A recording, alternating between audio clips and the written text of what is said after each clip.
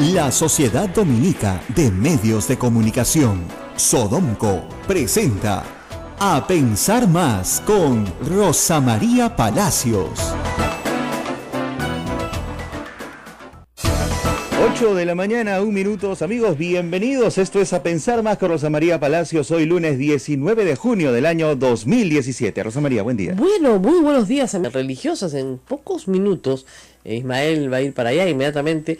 La conferencia episcopal va a hacer un anuncio muy importante para la comunidad católica peruana y también latinoamericana. Se trata de una gira del Papa por estas tierras de América del Sur, pero no tengo nada más que eso que decirles por ahora, puesto que la primicia la tiene la conferencia episcopal peruana. Lima visita el Perú. Por lo tanto, no es el obispo de Lima el que tiene que dar la noticia, sino la conferencia episcopal peruana, dado que visita todo el país.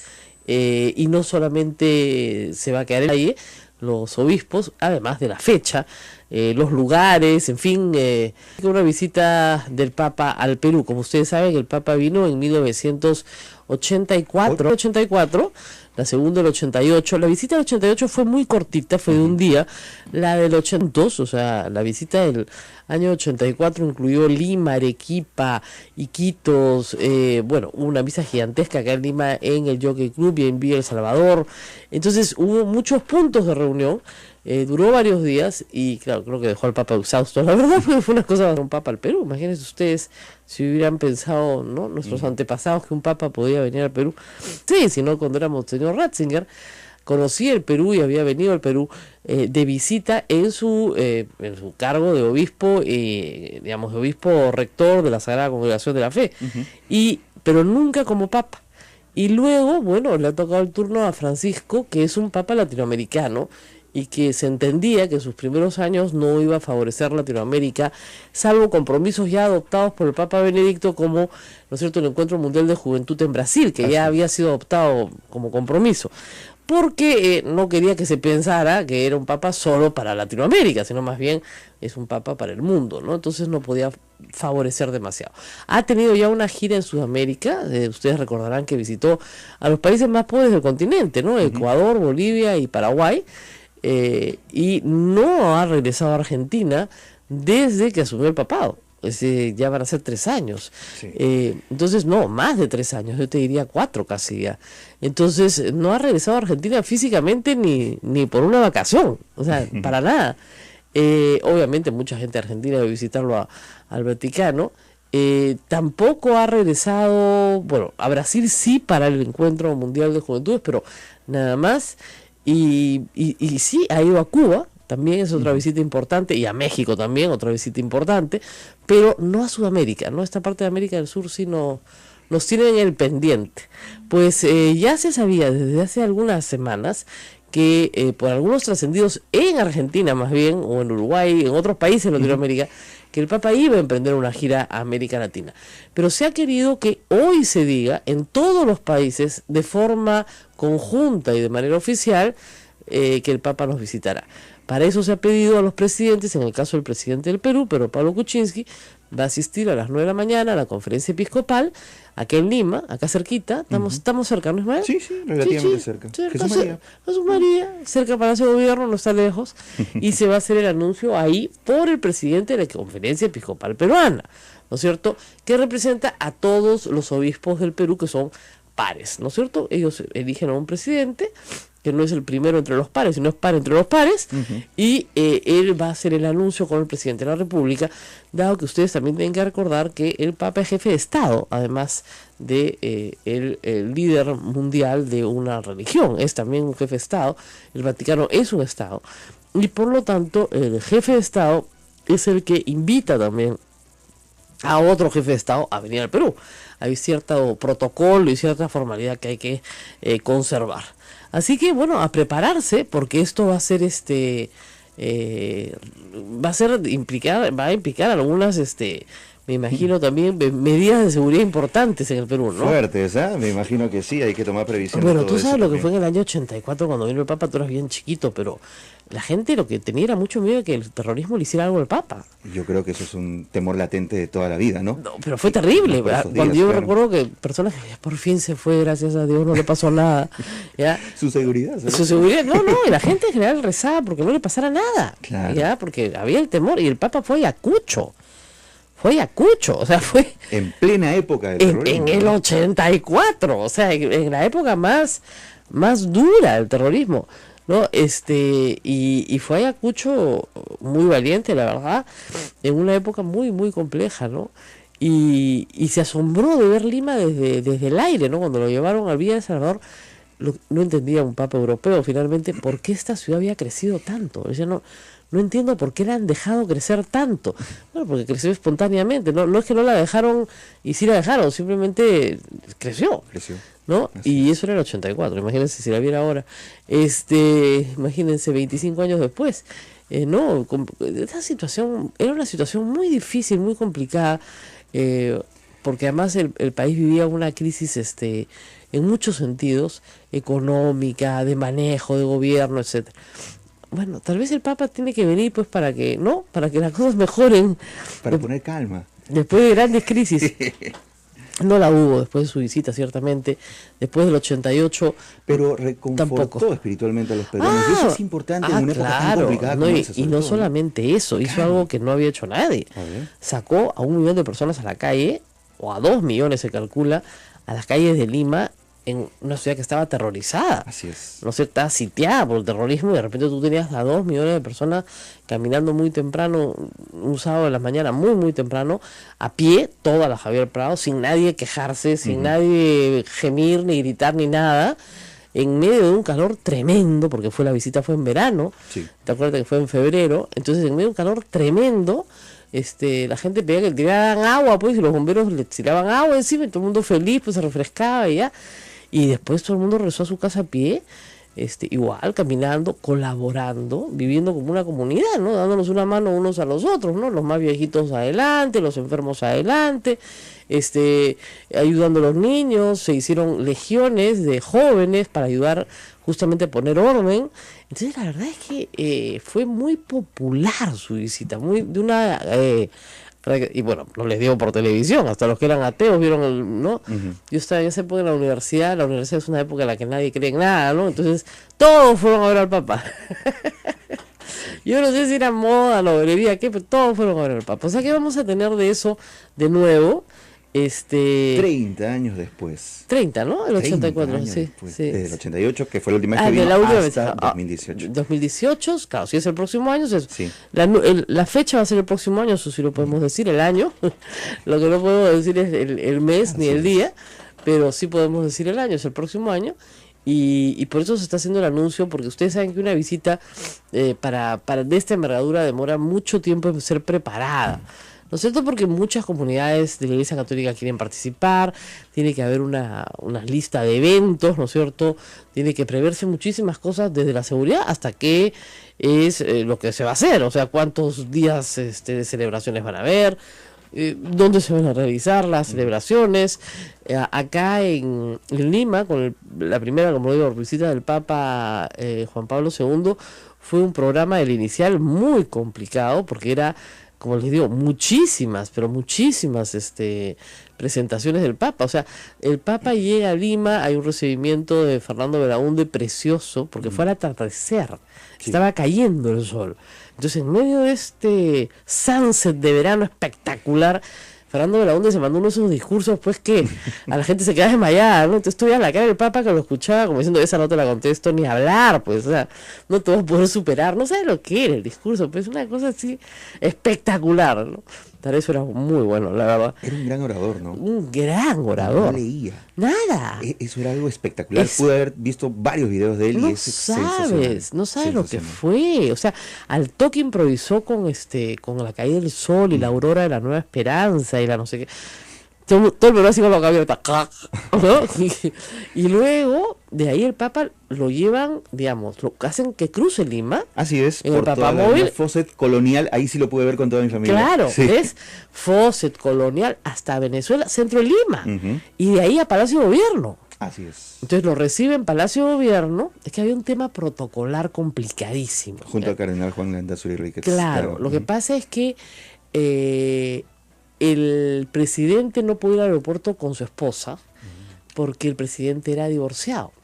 Aunque parezca mentira, pero esos pequeños detalles importan. Sí. Entonces, pero sí lo podía recibir en su casa. Claro. Y él asistía a su casa con su esposa. Entonces, ahí sí fue el presidente, el Papa a Palacio de Gobierno. Entró a Palacio de Gobierno, estuvo en Palacio de Gobierno y luego ya se lo llevaron a la Nunciatura, donde durmió las noches que estuvo en Lima, donde por supuesto la gente llegaba a cantar en la noche, en la madrugada, en la mañana, le mandaban postres y hubo muchas actividades de participación ciudadana. Por ejemplo, frente a la Nunciatura, y hasta ahora existe, se hizo un mural de mosaico que da de lado a lado del Ministerio de lo que era el Ministerio de Trabajo. ¿Por la vía expresa me acuerdo que pasaba? No, ese es otro. Ese es otro. Ah, ya. Pero el del Papa se hizo en la pared de lawn tenis que da hacia la avenida Salaberry. Claro, en Jesús María. Ok. Entonces, en Jesús María, toda esa pared. Que aún creo que hay algo todavía de no, está completo. Está completo. Cada vez que han tratado de tumbar, la gente ha dicho, oye, eso fue un trabajo de un montón de gente. Sí. Se hizo un mural muy grande de mosaico. Y bueno, estaba ahí frente a la cámara, pero eso demoró meses antes. Entonces, como ustedes ven, hay actividades que se hacen antes.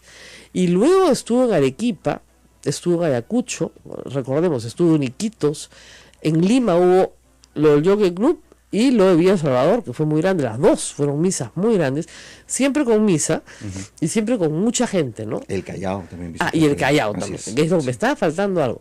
Además, había que embanderar toda la ciudad. Yo recuerdo haber trabajado con un grupo de chicas en hacer banderolas. Sí, claro. Esas de papel. No, esas que hacían amarillas con blancas, todo. Claro, eso. La bandera pontificia, ¿no? Había que hacer pues para todo Lima, entonces eran un montón de grupos parroquiales. No, tienes que organizarte, porque les aseguro que acá vamos a estar cortando banderitas también. Ya veo que allá mientras hago transmisión me van a poner a pegar banderitas, o sea, porque de verdad se sientan miles de personas a hacer voluntariamente, a dar su trabajo y hacer voluntariamente. Más siempre hay un empresario que dona los papeles, que se hacen afiches, que se hacen banderolas, que se hace toda una especie de presentación, digamos, de la ciudad, ¿no? Y me dice, febrero de 1985, Jaime Franco me corrige. Puede ser, yo estaba pensando en el 84, tienes razón, si fue febrero de repente fue 85, puede ser, ¿sí? El primero llegó, el primero era febrero, acuérdate, había un calor, y eso sí, me acuerdo que del calor no me puedo olvidar, porque yo me fui a verlo a Arequipa, es que mis posibilidades de verlo más cerca, estaban en Arequipa y nos fuimos a verlo a Arequipa y fue muy muy bonito, pero en fin, bueno, vamos a la política local, ¿no? Aunque sea unos minutos, hemos estado entretenidos con el Papa porque ahora vamos a estar cubriendo esa noticia y como somos la radio católica más antigua del Perú, obviamente la vamos a cubrir primero que nadie, pues. Nos vamos de inmediato a la Conferencia Episcopal Peruana, Rosa María. Además acá atrás ya hemos hecho una bienvenido al Perú con una estampa de San Martín de Porres a la mano, ¿no? Claro. Y si no me equivoco, es la misma imagen que se utilizó en el momento de la canonización de San Martín de Porres. Claro, esa es la imagen que le regalan los obispos dominicos. De los obispos de Perú en su última visita. En la última visita. A Roma, obviamente, ¿no? Pero también acá nuestro el padre Juan José Salaverry lo ha visitado en Roma, o sea que también nos puede contar en estos meses que vienen cómo fue esa visita, ¿no? ¿Mañana viene? Sí, de mañana nos cuenta todo, entonces yo sabía ya. Entonces, mañana nos cuenta todo. Eso ustedes, como comprenderán, la noticia más importante para la Iglesia Católica peruana, y es un asunto del que acabamos de hablar. Ahora, ¿a dónde va a ir en el Perú? No sabemos. Sorpresa, eso lo vamos a decir en breve. En breve. ¿Qué vamos fechas? Para allá, Rosa María. No lo sé tampoco, pero ya lo vamos a decir. Cuídate mucho. Bueno, vamos para allá y nosotros tenemos que hacer pausa, ya, pero atentos a toda la red Sodomco, vamos a estar informando desde Lima todo, y es posible que alguno de nuestras radios hermanas vaya a tener que recibir al Papa pronto, ¿no? ¿Puede ser? Puede ser, acá me dicen que puede ser. Todo es posible. Vamos a hacer una pausa y regresamos.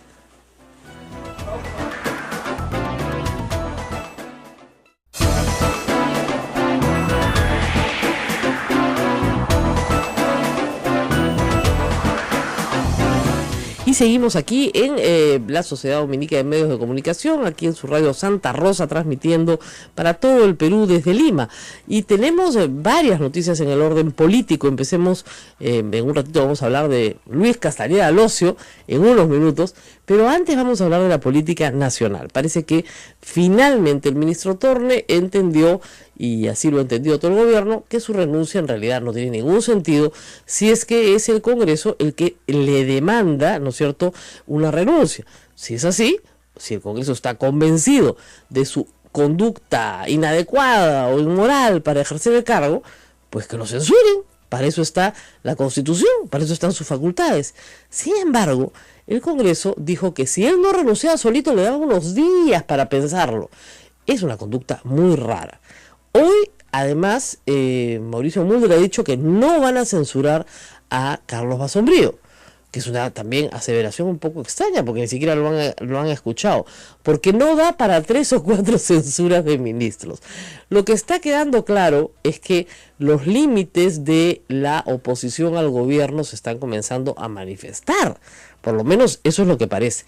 Pero vamos a ver qué piensa de esto Santiago Pedraglio, que está en la línea telefónica. Santiago, muy buenos días. Hemos perdido la comunicación, siempre nos pasan estas cosas en lunes. Pero bueno, como les contaba, esa es la pregunta que todos nos hacemos. ¿Por qué no censuraron a Torne el viernes? Lo hicieron ir corriendo, le dijeron que vaya el jueves inmediatamente, él dijo que no, fue el viernes. Después de tanta urgencia, tanto grito, tanto escándalo, después de decirle de todo, porque de todo, groserías verdaderamente, en el Parlamento Nacional, bueno, uno esperaba que utilizando las armas que la Constitución le da, y después de haber dicho que era un pésimo ministro, que era un desastre, un inmoral, un lobista, un sinvergüenza y todo lo demás, pues se le censurara, ¿no? Para eso la Constitución te da esa posibilidad, por lo menos que se presentara la moción y que se votara mañana, porque es dentro del 4º y del 10º día de presentada. Entonces, bueno, eso es lo que se esperaba, yo me escuché toditito el debate, y bueno, conferencia de prensa posterior, y nada, no, al final no vamos a presentar la moción de censura, ni siquiera la moción. Bueno, algo raro está pasando. Estamos con Santiago Pedraglio en la línea telefónica. Muy buenos días, Santiago. Hola, María, ¿cómo está? Buenos días. Bueno, queríamos pedirte tu opinión sobre si esto de que el ministro no renuncia y el Congreso no lo censura, y además hoy Mauricio Mulder declara en El Comercio que no van a censurar a Basombrío, aseguro, dice, que Basombrío no será censurado porque no tiene espacio el Congreso para censurar más de 3 o 4 ministros. Entonces, ¿qué es lo que nos quiere decir? ¿Que vamos a un Congreso que ya no va a censurar, que se está reservando? ¿Qué es lo que estamos viendo acá? Mira, y te soy franco, no había leído El Comercio hoy en la mañana, pero creo que es clarísimo, me parece por lo menos que creo que el cálculo inicial era que Basombrío iba a ser censurado, pero al haber entrado en la agenda de la censura Torne, como que aparecería, yo calculo, en que el Congreso censure a 2 ministros poco menos que en una semana, ¿no? O sea, yo creo que ahí es un estricto cálculo político, o sea, no es como que hay espacio para censurar solo a uno y no a 2 más. Bueno, pero ¿por qué? Porque ya la gente se va a levantar, porque les va a parecer un abuso. Además, si, digamos, lo que yo no entiendo es, si lo citan con tanta urgencia, ¿no es cierto?, de improviso al ministro de Economía, se suponía pues que era para censurarlo, ¿no? No para pedirle que puro buena gente les presente su renuncia. Por supuesto, no. Y creo que, digamos, el ministro ha cometido un error político pero tiene todo el derecho, absolutamente todo el derecho de llevar las cosas hasta el final y que lo censuren, ¿no? No tiene por qué dejarse censurar, porque dejarse censurar sin haber respondido al pliego, sin pelearla en el pleno, es de alguna manera aceptar culpa y algo más de la culpa. Entonces creo que tiene todo el derecho Torne de a pesar de haber cometido un error político indudable, de ir a defenderse y digamos, morir con honores, ¿no? O sea, en términos políticos estoy hablando. Y en el caso de Asombrío, mira, en el caso de Asombrío, el tema era muy jalado de los cabellos también, ¿no? Creo que tú has escrito sobre eso, porque se le estaba censurando originalmente, y esa es la razón principal, por no haber actuado frente a Movadef el día de la marcha del 1 de mayo que hizo la CPTP, y la razón es porque habría habido delito apología al terrorismo, y eso fue muy discutido y muy discutible. Yo me acuerdo haber visto una entrevista tuya con Carlos Caro, que es un abogado, pues bueno, que carambas, nadie va a considerarlo concesivo con Sendero Luminoso o algo por el estilo. Y bueno, yo entendí que era muy claro que la definición de apología de terrorismo no cabía en ese caso. Tan es así que el Pleno del Congreso ha tenido que cambiar o modificar o ajustar la definición o la tipificación, como dicen ustedes los abogados, del delito, ¿no es cierto?, de la semana pasada, y lo ha ampliado para que calce lo que sucedió ese día con la modificación. Entonces creo yo que sí, pues ahí me parece que hubo no solo un exceso, sino un error político de parte del Congreso, en este momento no encuentro la palabra, pero creo que sí, un abuso en todo caso con esa. Claro, pero lo que esto significa es que va a haber un cambio en la relación ejecutivo-legislativo.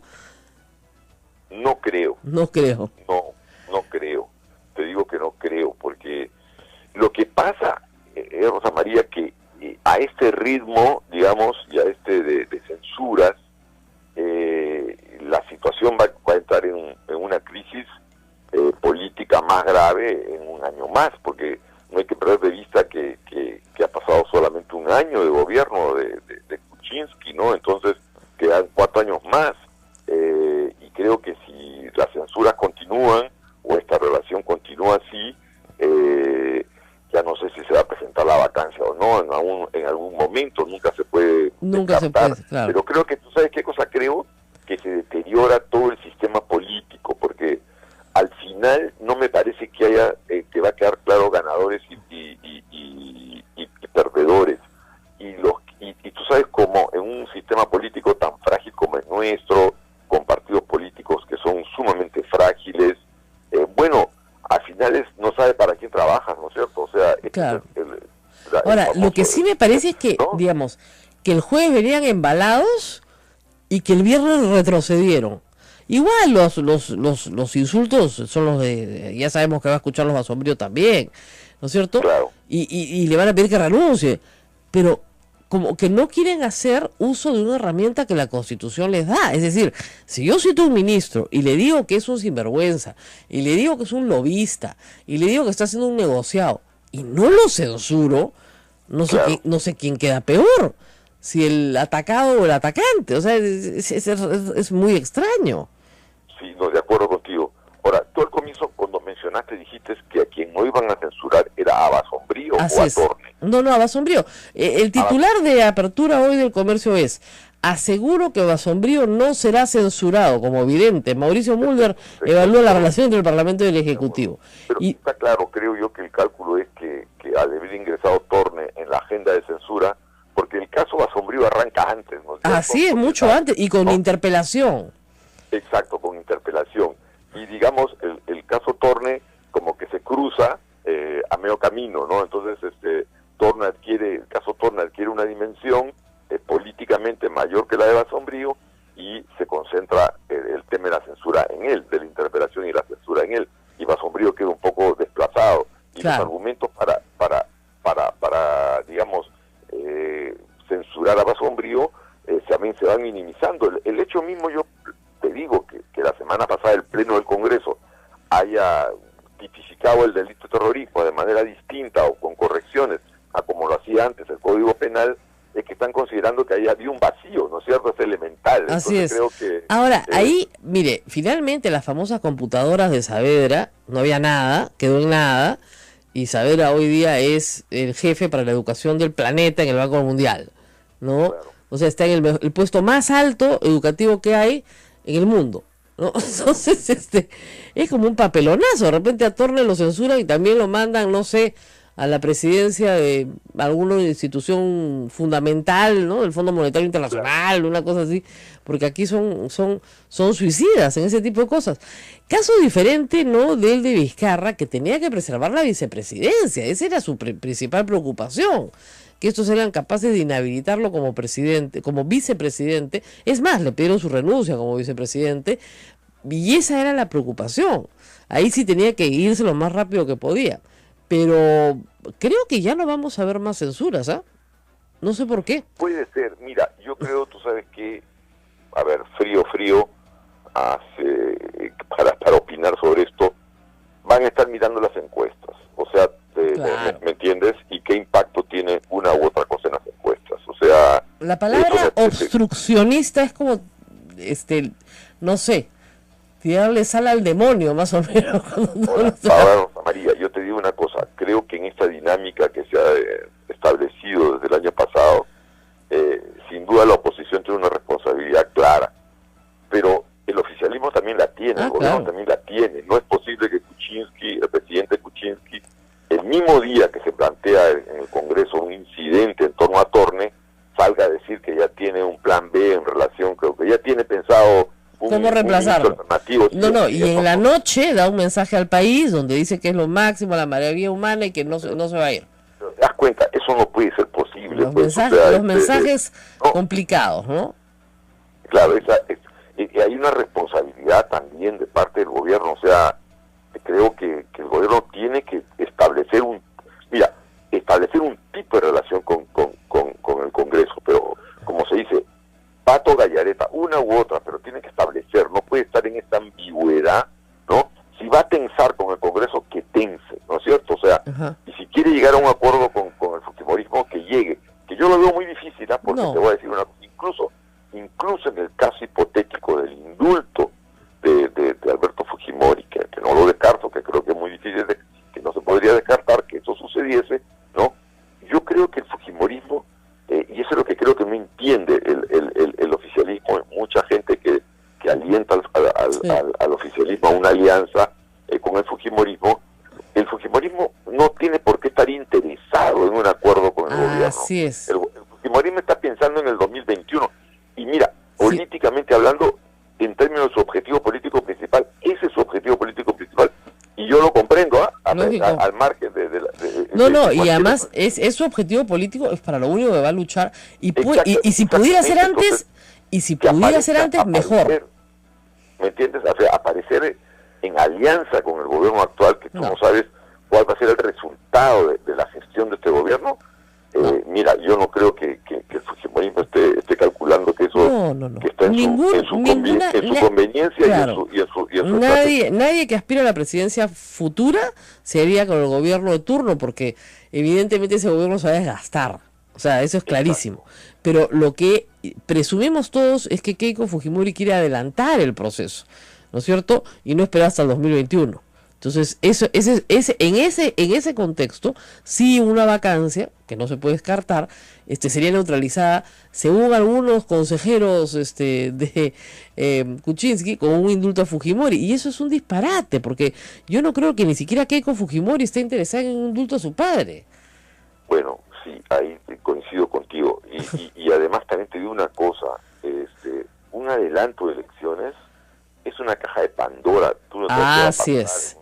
Pero tiene una ventaja, que hay un menor número de participantes, ¿ok? Bueno, eso es cierto. Eso sí, porque Verónica Mendoza y Julio Guzmán no llegan en un año a tener las firmas necesarias para participar. En ese caso hipotético, Julio Guzmán y Verónica Mendoza probablemente tengan que ir con algún vientre de alquiler. Exactamente. O sea, ponerse ¿me entiendes? Con alguna de las agrupaciones que ya tiene, o sí, pues, algunas organizaciones que ya tengan reconocimiento legal. O sea, pero creo muy difícil que no participen también. Así ¿entiendes? Es. Entonces, van a encontrar la forma de claro, pero de todas maneras, o que un tercero, tipo, no sé, pues Gregorio Santos, arrase, ¿no? Y contra eso Keiko Fujimori no puede hacer nada, porque nada le garantiza que gane esta tercera vez.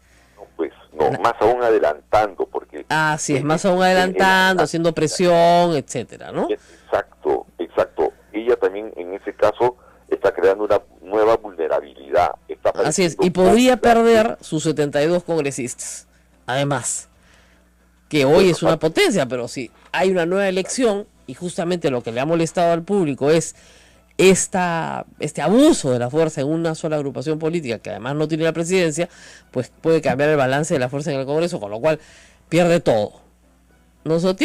Tiene mucho que perder, por cierto. Pierde más, claro, exactamente. Yo, la verdad que yo no creo que sea tan claro esto de que adelantamos elecciones, vacancias, nuevas elecciones, sea como un paseo de rosas. No. Lo que creo que hay mucha gente que se lo dice a ella a la oreja, para, digamos, alimentar esta sensación de que le robaron la elección y que la verdadera presidenta es ella, cosa que varios fujimoristas se han atrevido a decir en más de una oportunidad en el último año. Entonces, no es una teoría, lo dicen cada vez que pueden. Las elecciones fueron robadas, ¿no? Que los militares no salieron a votar, que tontería y media, pero en fin, las repiten de vez en cuando. Mira, yo capaz me puedo equivocar, pero yo veo bien difícil que ese adelanto se produzca, salvo que haya una crisis, la verdad, originada principalmente desde el interior del gobierno. Yo creo que algo ha pasado entre este jueves y este viernes que los ha llevado a todos a frenarse. Es como en un caballo que venía embalado y de repente cuando tenían que censurar a Torne, no presentaron la moción. Y Torne dijo, yo no renuncio. Y se acabó la discusión. Pero mira, eso que estás diciendo tú, de alguna manera significa que lo que estamos diciendo, o por lo menos lo que estoy tratando de decir, o sea, es, claro, han venido con un vale demasiado fuerte y se han dado cuenta que se les podía pasar la mano, porque, mira, tú sabes que en política, como en otras cosas, si tú usas de manera desproporcionada tu fuerza, el efecto que va a tener puede ser contraproducente. Eso me parece elemental, ¿no? Yo creo que uno de los problemas que está teniendo el fujimorismo es que no sabe qué hacer en este momento con tanta fuerza, ¿no es cierto? Y cómo tanta fuerza la puede administrar durante 4 años. Y además, la fuerza, ¿para qué? O sea, si alguien me dijera que, no sé, que como la izquierda, pues tienen una plataforma económica completamente distinta, ¿no? Una plataforma económica que tiene, no sé, diferencias sustanciales con la política de Kuczynski y que efectivamente hay un conflicto, o que hay un conflicto ideológico, pero no hay nada de eso. Entonces, es el poder por el poder. Y eso Ahora, una cosa, Rosa María, yo en este primer año de gestión, no hay una cosa que también yo creo que hay que demandar, es que el gobierno tiene que tener más iniciativas. Si tú preguntas o nos preguntamos en qué está cada ministro, cuál es el proyecto bandera, el programa bandera de la gran mayoría de ministros, y uno no sabe en qué están. O sea, se han dejado ganar. Chincheros los ha terminado de absorber. O sea, Chincheros es una especie de conga, ¿no es cierto? O sea, para este gobierno, y todo el propio problema de Torne es en torno a Chincheros. O sea, termina siendo Chincheros un caso emblemático, pero no hay identidad del parte del gobierno de lo que está haciendo. Su proyecto de poner agua y desagüe se ha perdido. O sea, así que es más importante. Sus fuerzas, ¿me comprendes? O sea, uno de los pocos que creo que tú sabes más o menos qué está haciendo, es va Sombrío. Puedes estar en contra de él, pero tú sabes más o menos en qué está, ¿no? Claro. O sea, pero tú, el resto de ministros, oye, no hay identidad en sus gestiones. No, y además, como tú dices, los mensajes se van perdiendo, los verdaderos mensajes, porque finalmente Chinchero no va a costar pues 3 ministros, ¿no?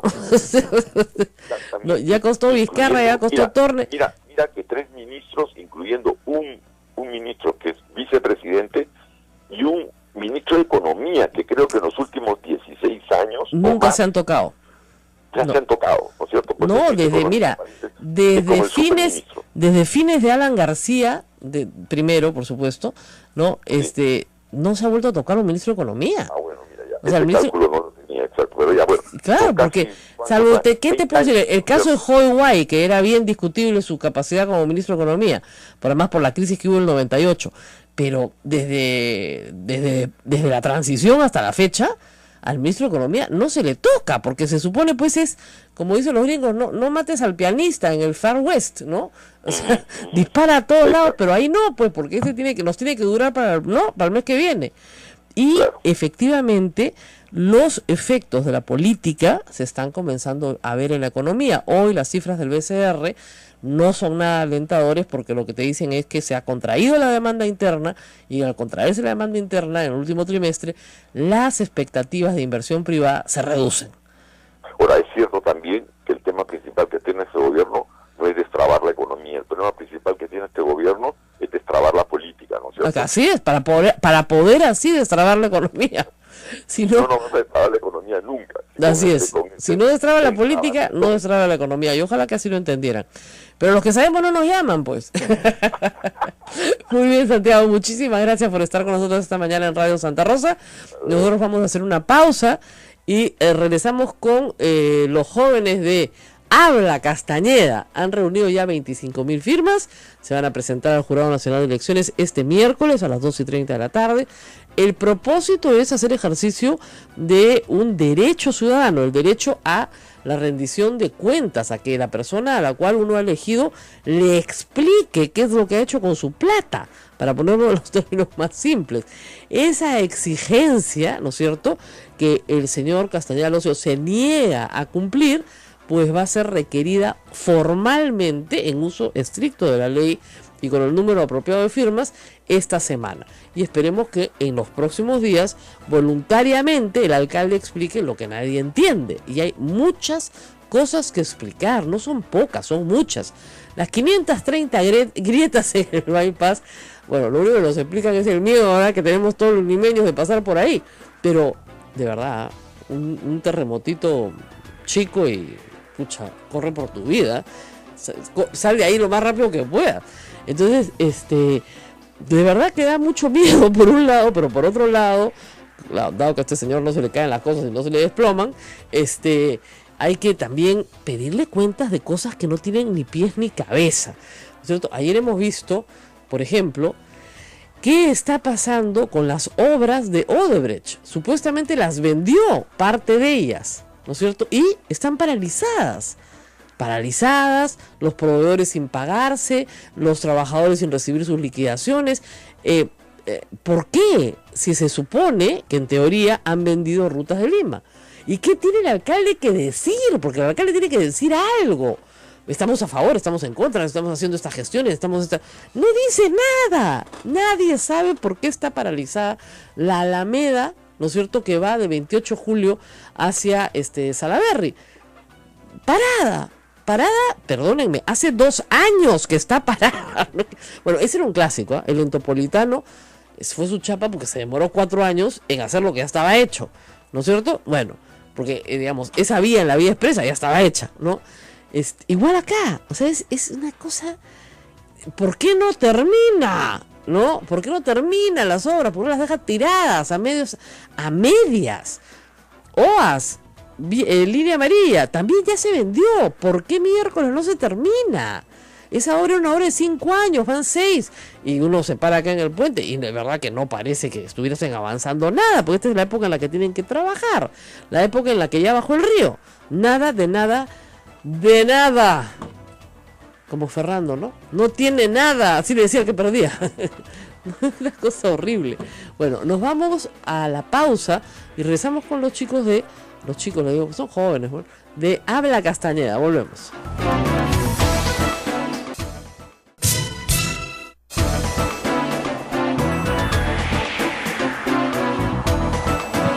Muy buenos días nuevamente, amigos, en todo el Perú. Esta es una noticia limeña, pero que puede servir de ejemplo para otras localidades en el Perú que tengan los mismos problemas que tenemos acá. Es decir, la rendición de cuentas no es lo que más les gusta a nuestras autoridades políticas. Y si tenemos a alguien a quien no le gusta rendir ninguna cuenta nunca, ese es a Luis Castañeda Locio. ¿Nos lo merecemos? Sí, nos lo merecemos porque votamos por él. Yo no, ustedes sí. Así que podría decir, aguántenselo, ¿no? Pero aquí Andy Phillips y Tania Ramírez son promotores con un grupo muy grande de jóvenes de la iniciativa Habla Castañeda, que quieren ejercer, en ejercicio de la ley, porque la ley así lo dice, la ley de participación ciudadana, el derecho a que se les rinda cuentas.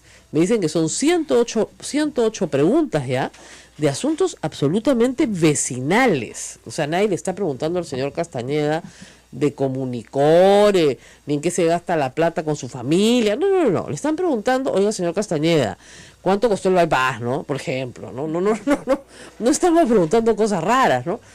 Preguntas que deberían haber sido respondidas en su oportunidad, pero que ante el silencio reiterado, ante una política de poca transparencia, ante sesiones de congreso, de consejo a las que no asiste, y a las que asiste 2 minutos y deja a su teniente alcaldesa, ante toda esa situación donde no puede entrar la prensa, donde no se pueden hacer preguntas, donde se aprueban las cosas al carpetazo, bueno, muy bien, ante esa situación se le ha planteado un pliego muy largo de preguntas, y estos jóvenes con mucho esfuerzo, ya tienen casi un año, han recogido 25.000 firmas y se van a presentar este miércoles a las 12:30 de la tarde en el Jurado Nacional de Elecciones. Así es. Gracias, Andy y Tania, por estar con nosotros.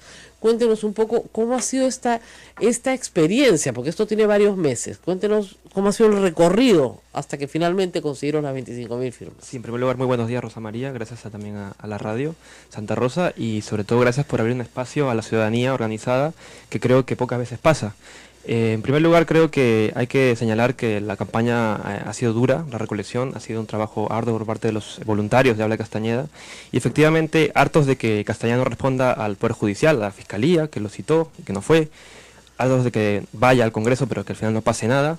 Creemos que era tiempo de la ciudadanía que se organice y que pida cuentas, que es un derecho fundamental, y que además hacemos lo que nos toca en una democracia, ¿no? Creo que llenamos un vacío que había que llenarlo de alguna manera. Ahora, no se hace esto comúnmente, otras localidades del país lo pueden hacer también.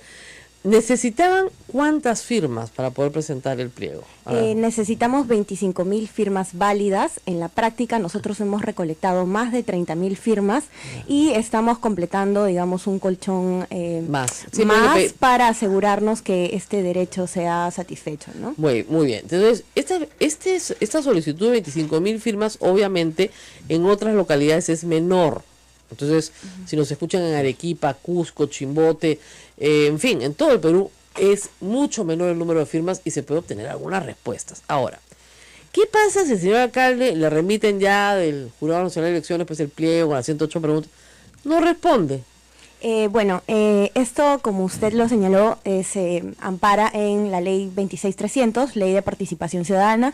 El primer artículo de la demanda de rendición de cuentas dice expresamente: la autoridad tiene la obligación de responder.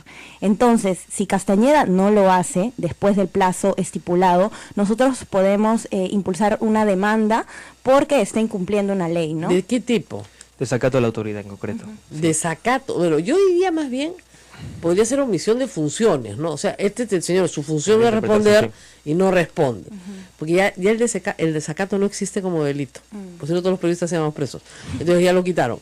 Pero en este caso sí hay un mandato expreso a la autoridad, su función es responder. Pero digamos, estarían pensando ya en una denuncia penal. Eso es lo que estipula, eso es una posibilidad a la que podemos acudir en caso de que en los 60 días que prevé la ley de que tiene de plazo para responder, no lo haga. Pero no solamente esto, ¿no? Castañeda cumple esta frase popular que dice: a quien no le debe no la teme. Entonces yo creo que más le vale responder, sobre todo a vecinos de Lima, como Jesús María Resistencia, va a responder ya, muy bien, con una línea.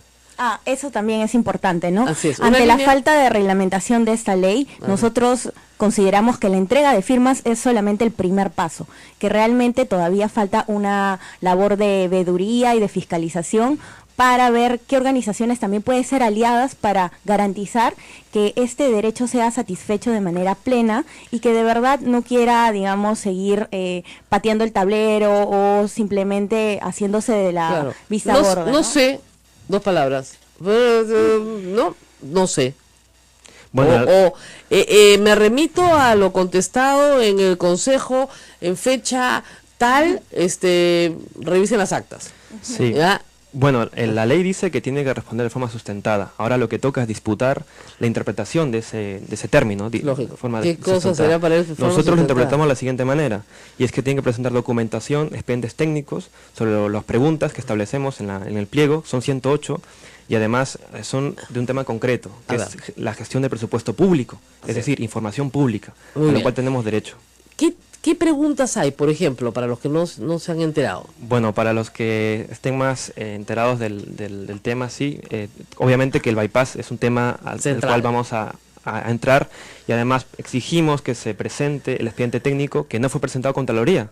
Y es que aunque Castañeda se jacte de ser un alcalde que es técnico y que es de una autoridad eficiente, ni siquiera ha sido capaz de presentar lo que cualquier gobierno de la nación, local, tiene que presentar cuando se hace una obra pública, que es un expediente técnico. Bueno, él ha utilizado pues esta excusa espantosa que dice que no necesita nada, porque no va a gastar nada, porque este dinero es de OAS, que era para el fideicomiso justamente de Río Verde, que hoy Línea Amarilla está tirado, pero tirado, porque si ustedes me acompañan un ratito aquí en la esquina, porque yo de verdad estoy en Camaná cuadra 1, o sea, yo camino acá una cuadra y les enseño con la mano lo que se está haciendo en el río, y no se está haciendo nada, nada. Entonces la pregunta, oiga, ¿por qué no se está haciendo nada en el río? Ya, su amigo el presidente de OAS está preso, ya, muy bien, pero no se supone que habían vendido, OAS no había vendido su participación.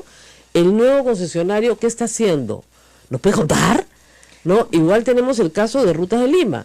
Rutas de Lima, Odebrecht ha vendido parte, no toda, pero parte de su participación a Brooksfield. ¿Cuándo? ¿Cómo? ¿Dónde? Brooksfield va a empezar a operar, no va a empezar a operar, le va a pagar algo, no le va a pagar. Ayer han sacado a los proveedores, a los obreros, a toda la gente que está esperando que le paguen. Y ese no es un lío entre Odebrecht y los trabajadores y el Estado peruano. Ahí está la Municipalidad de Lima. ¿Dónde diablos está? Disculpen, ¿no? Exacto. Ya me mandé, y me dijo, no, como el reportaje del día de ayer que salió en Cuarto Poder del periodista Llovera lo señala, en total se habla de 81 millones, sin embargo, hay de dólares además, sin embargo, hay todavía un saldo que nadie sabe de dónde sale, que Castañeda no dice nada, como es su costumbre, que está acostumbrado de gobernar en las sombras, y que además está implicado en la corrupción. Yo los felicito a ustedes porque están haciendo algo contra la costumbre, pero la costumbre la ha tenido el pueblo de Lima. Este es su tercer mandato, este no es un señor nuevo que nos sorprendió, no nos sorprendió. La gente sabía perfectamente quién era cuando votó por él. Y habiendo mejores opciones, votó masivamente, con más del 50% de la votación, por un señor que robaba pero hacía obra. Y no le importaba, y en una encuesta de apoyo, al más del 50% de la población, no le importaba votar por alguien que robaba pero hacía obra. O sea, la inmoralidad ya hecha voto. Entonces ahí tienes, pues, cuando tú eres un inmoral y te asocias a un inmoral y votas como un inmoral, esta es la respuesta que recibes. Para terminar la pregunta anterior de los temas que tratamos en el pliego de preguntas, está el tema de comunicaciones, cultura, las obras públicas, lo que pasó con los temas de género, qué pasó con los vasos de leche, etcétera, etcétera. Incluso preguntamos sobre el gobierno regional. ¿Qué pasó con los murales pintados acá a la bestia, que ya el Ministerio de Cultura por supuesto los sancionó después, pero los vamos a borrar todos? Encima mintiendo a la población, porque él señaló que a opinión de UNESCO él estaba procediendo de esa manera. Todo era mentira, mentirosazo, ¿no? Bueno, desde que se le desplomó el puente, no se le cayó ojo, y después de lo que sucedió, obviamente, en febrero y marzo y abril acá, lo que se desplomó fue su popularidad. Y por primera vez en su vida está alrededor de los 30 puntos, cuando siempre ha estado pues en los 60, 70. Entonces está conociendo el polvo de la derrota. Pero lo va a conocer aún más, porque aquí hay problemas penales. O sea, las 500 grietas, las ha contado Daniel y me consta, porque es tan metódico, las puede haber contado una por una. 530 grietas, y habrán más, no me cabe la menor duda. Nosotros presentaremos 50 firmas por grieta. 50 firmas por grieta, no está mal. No, a mí lo que me preocupa es que Caretas también denuncia que todas las paredes no tienen fierro.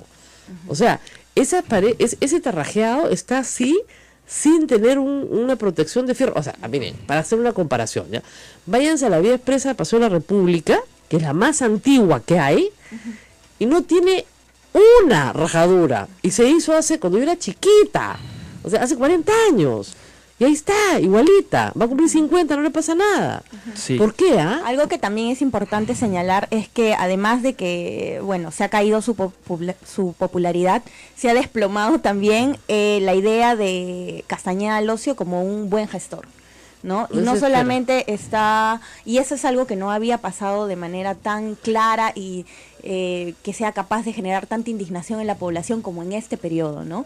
Lo vemos también, por ejemplo, con los carteles y toda la señalización en los paraderos, que uno no sabe, una ¿no? maravilla qué contratistas hay detrás, porque este es un tema grave también que merece mayor observación. Paradero con vista a ¿qué? A la reja del parque, o sea, tenías que, ¿qué?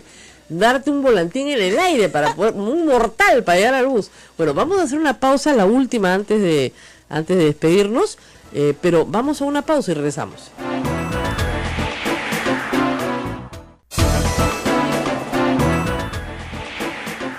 Bueno, seguimos aquí en Radio Santa Rosa y me estaban contando en la pausa lo difícil que es conseguir firmas, 10 meses buscando firmas, ya las consiguieron, pero que la gente está acostumbrada a decir, ¿dónde está mi fideo, mi atún, no? Gracias, Marco Tulio, ¿no? Marco Tulio le da su fideo por cada firma, claro, con esa velocidad, con esa inversión, además financiada por Castañeda Locio, como se evidenció después en un audio, ¿no es cierto? Claramente, financiada por el APRA y por el Solidaridad Nacional, ¿no es cierto? Se hizo una revocatoria contra una alcaldesa a la cual, miren, por el 1% de lo que ha hecho Castañeda ya la hubieran crucificado, o sea, acá en la Plaza de Armas, sobre la pileta, hubieran echado queroseno y lo hubieran prendido, ¿ya? Sí, por temas como el peaje, por ejemplo. Por el peaje, incendiada. Pues, Castañeda es como si el peaje fuera de otro. ¿No? No, eso fue de Villarán. Oye, hace 2 años y medio que la señora se fue. Muy grave las respuestas de la teniente alcaldesa por Twitter anoche, ojalá que le quiten el teléfono. Que le quiten el teléfono porque la señora no puede estar escribiendo esas barbaridades siendo autoridad. No es cualquier persona, es autoridad. Están acostumbrados a tener excusas, ¿no? Todo tiene excusas. Con el bypass es el Cerdapal, claro. Con los puentes que se cayeron es que las inclemencias del clima, ¿no? Como si la gestión pública no tuviera como unos objetivos justamente a paliar esos las contingencias del clima. Pero no solamente eso, acusa a Canal 4 de haber contratado a Daniel Llovera solo para fastidiar al pobrecito del Contralor y al pobrecito del alcalde de Lima. ¿Para eso solo lo han contratado?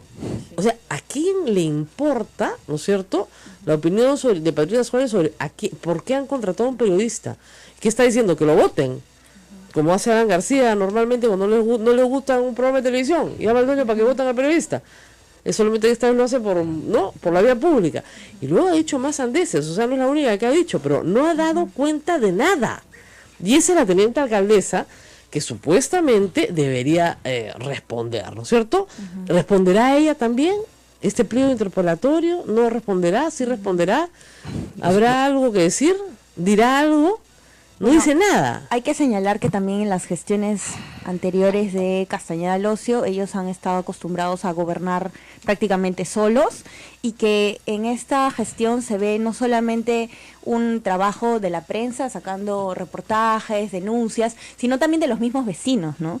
Y eso es interesante y también es inédito en esta gestión, que en este trabajo de Habla Castañeda, en el que hemos estado recolectando, también han participado otros colectivos con demandas muy específicas y muy concretas que también hemos podido conocer, ¿no? Y que están ahí, están yendo a la Defensoría del Pueblo, están pidiendo información a la misma municipalidad que obviamente no se las dan. Ahora, la idea es que como la plata no es tuya, yo les decía en la pausa, ¿no? O sea, esta plata no es mía.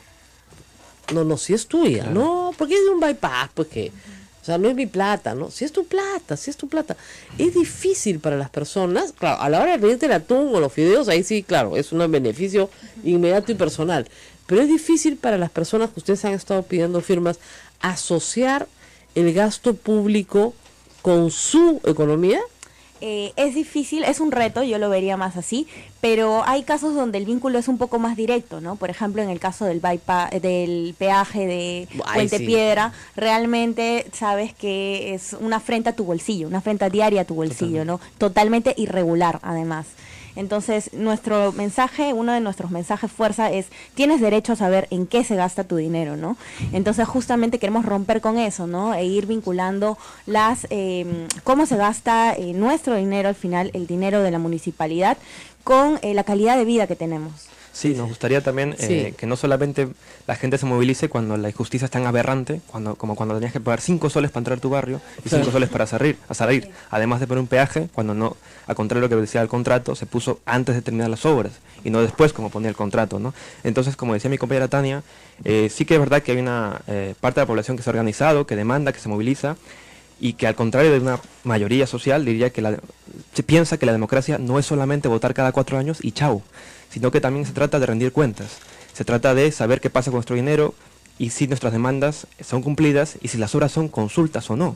Claro. Para mí el bypass es el mayor símbolo el bypass más caro de la historia, no es inconsulto, es corrupto, es inútil y además es antitécnico. Como decía antes, a pesar de que Castañeda se jacta de esto, el bypass no presenta ni un expediente técnico a la Contraloría, lo cual es realmente... Claro, se jacta porque dice que no necesita expediente técnico porque no es plata del Estado, lo cual es falso. Es falso. Es falso. Lo que pasa es que OAS no quería hacer el parque, al cual se había comprometido un parque y prefería hacer un bypass. Sí. Donde además ayer se ha demostrado claramente que una de las cosas, claro, nos hemos quedado con las grietas porque nos llama más la atención, pero el reportaje de Daniel Lovera señala los sobrecostos del bypass.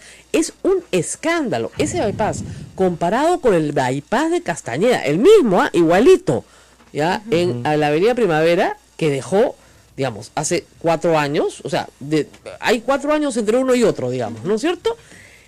Pintado de sardineles, 10 veces más. 15 veces más, 12 veces más, 14 veces más.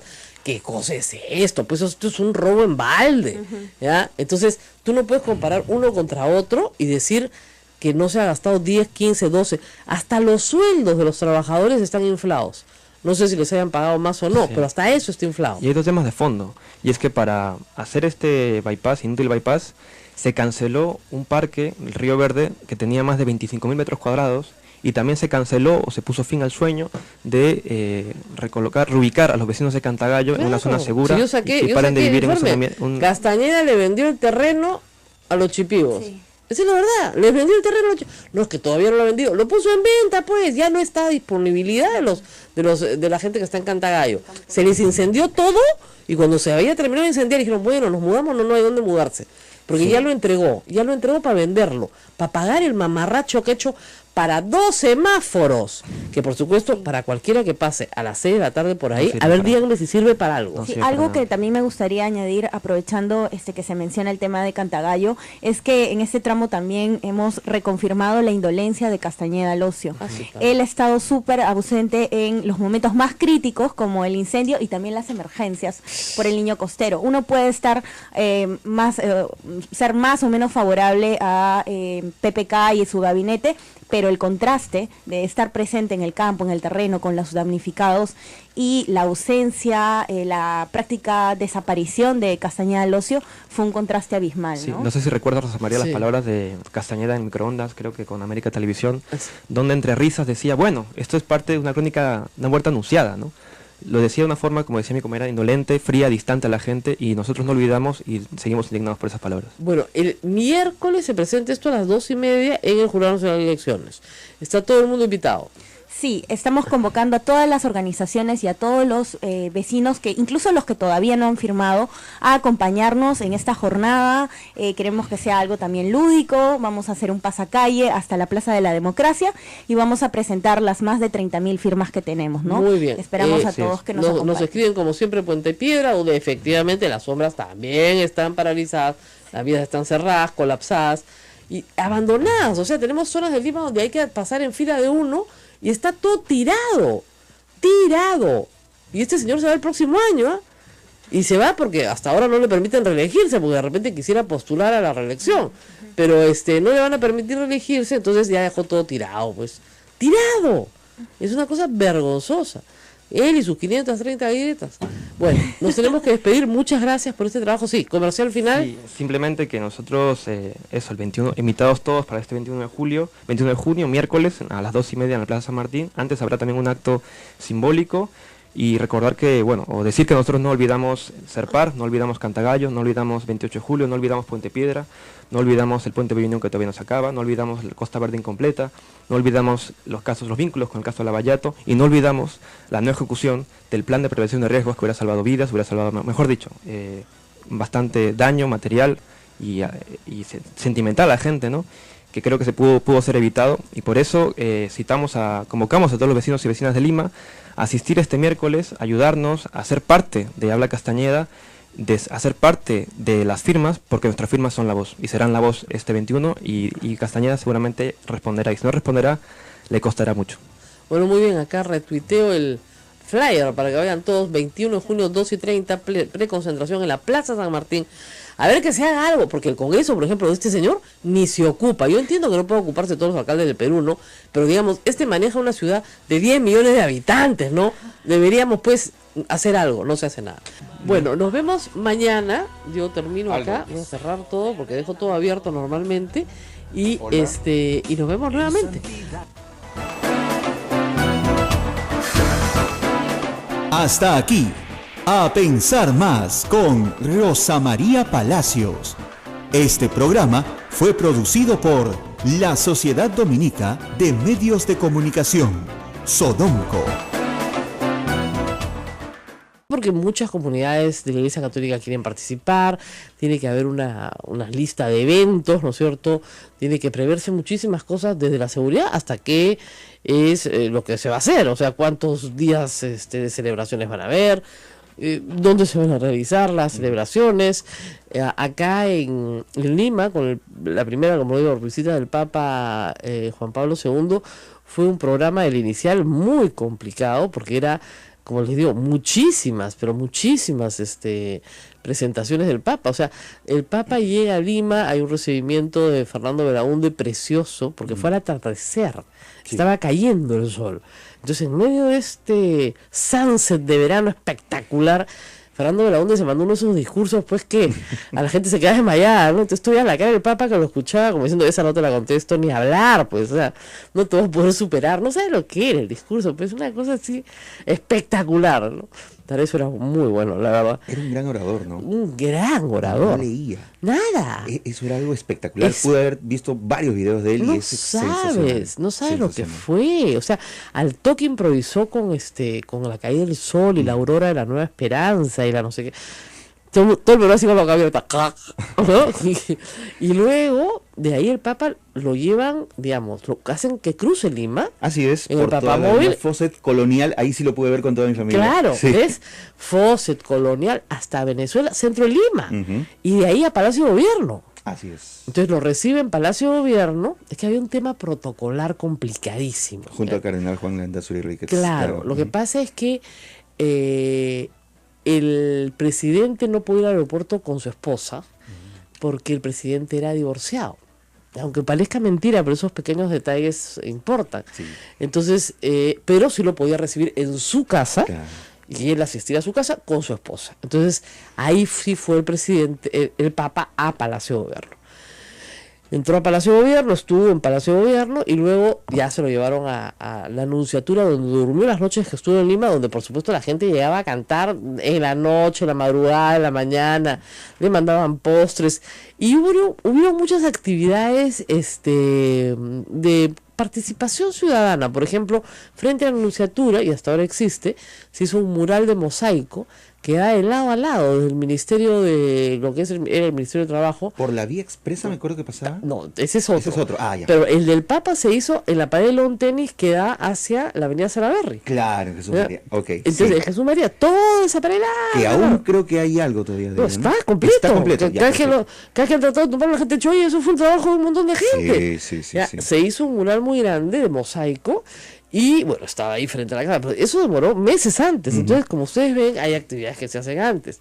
Y luego estuvo en Arequipa, estuvo en Ayacucho, recordemos, estuvo en Iquitos, en Lima hubo lo del Jockey Club y lo de Villa Salvador, que fue muy grande. Las dos fueron misas muy grandes, siempre con misa y siempre con mucha gente, ¿no? El Callao también. Y el Callao también, que es donde me estaba faltando algo.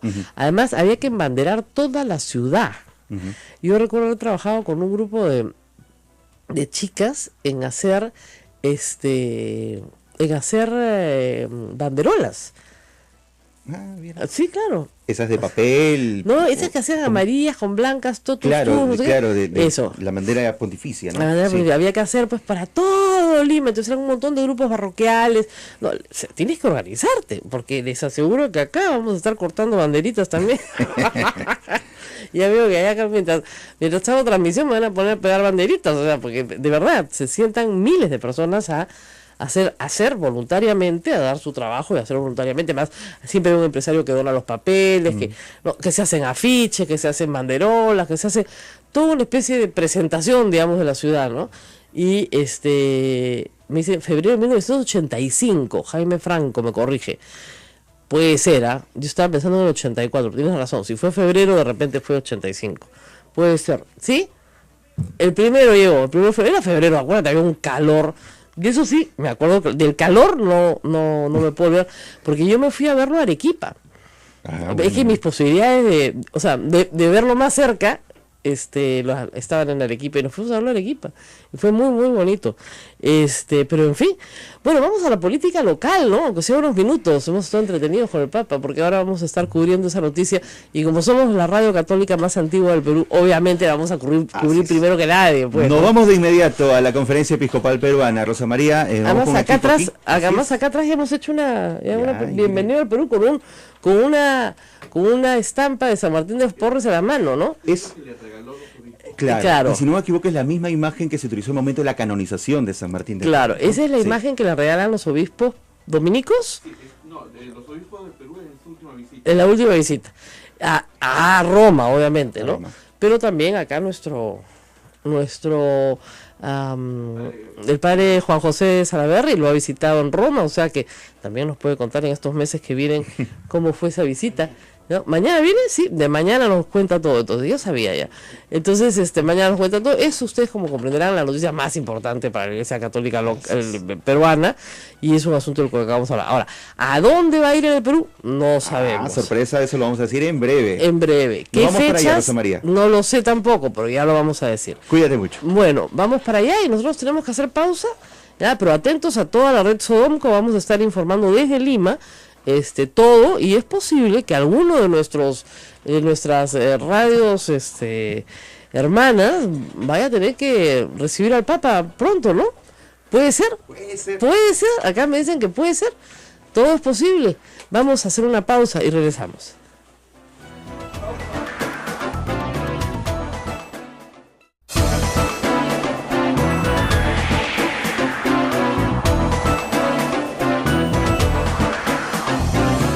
Seguimos aquí en la Sociedad Dominica de Medios de Comunicación, aquí en su radio Santa Rosa, transmitiendo para todo el Perú desde Lima. Y tenemos varias noticias en el orden político. Empecemos, en un ratito vamos a hablar de Luis Castañeda Locio, en unos minutos, pero antes vamos a hablar de la política nacional. Parece que finalmente el ministro Torne entendió, y así lo entendió todo el gobierno, que su renuncia en realidad no tiene ningún sentido si es que es el Congreso el que le demanda, ¿no es cierto?, una renuncia. Si es así, si el Congreso está convencido de su conducta inadecuada o inmoral para ejercer el cargo, pues que lo censuren. Para eso está la Constitución, para eso están sus facultades. Sin embargo, el Congreso dijo que si él no renunciaba solito, le daban unos días para pensarlo. Es una conducta muy rara. Hoy, además, Mauricio Mulder ha dicho que no van a censurar a Carlos Basombrío, que es una también aseveración un poco extraña, porque ni siquiera lo han escuchado, porque no da para 3 o 4 censuras de ministros. Lo que está quedando claro es que los límites de la oposición al gobierno se están comenzando a manifestar. Por lo menos eso es lo que parece. Pero vamos a ver qué piensa de esto Santiago Pedral, lo que está en la línea telefónica. Santiago, muy buenos días. Hemos perdido la comunicación, siempre nos pasan estas cosas en lunes. Pero bueno, como les contaba, esa es la pregunta que todos nos hacemos. ¿Por qué no censuraron a Torne el viernes? Lo hicieron ir corriendo, le dijeron que vaya el jueves inmediatamente, él dijo que no, fue el viernes.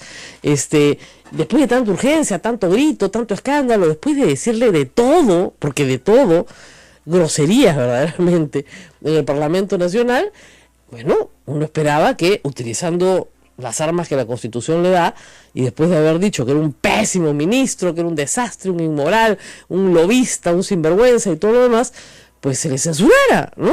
Por eso la Constitución te da esa posibilidad, por lo menos que se presentara la moción y que se votara mañana, porque es dentro del cuarto y del 10º día de presentada. Entonces, bueno, eso es lo que se esperaba. Yo me escuché toditito el debate y bueno, conferencia de prensa posterior, y nada, no, al final no vamos a presentar la moción de censura, ni siquiera la moción.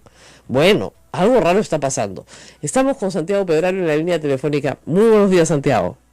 Rosa María, ¿cómo está? Buenos días. Bueno, queríamos pedirte tu opinión sobre si esto de que el ministro no renuncia y el Congreso no lo censura, y además hoy Mauricio de Mulder declara en El Comercio que no van a censurar a Basombrío, aseguro, dice, que Basombrío no será censurado porque no tiene espacio el Congreso para censurar más de 3 o 4 ministros. Entonces, ¿qué es lo que nos quiere decir? ¿Que vamos a un Congreso que ya no va a censurar, que se está reservando? ¿Qué es lo que estamos viendo acá?